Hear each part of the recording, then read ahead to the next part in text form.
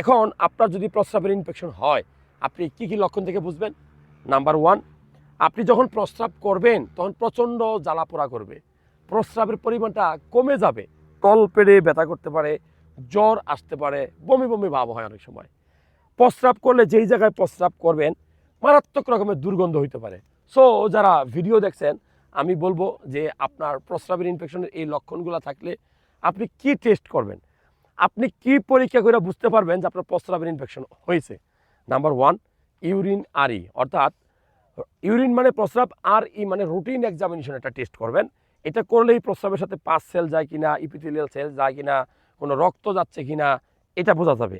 এছাড়া আপনি অবশ্যই সিরাম ক্রিয়েটিনিন টেস্ট করবেন, একটা আলট্রাসোনোগ্রাফি করতে পারেন। মনে রাখবেন আজকের প্রস্রাবের ইনফেকশন আপনি একটু অবহেলা করছেন, আগামী দিনে আপনার কিডনি রোগ হতে পারে, আপনার জীবনটা শেষ হয়ে যেতে পারে। আমাদের দুই পাশে দুইটা কিডনি থাকে, মনে রাখবেন আমার কিডনি আপনার কিডনি আমি নিজেই নষ্ট করি।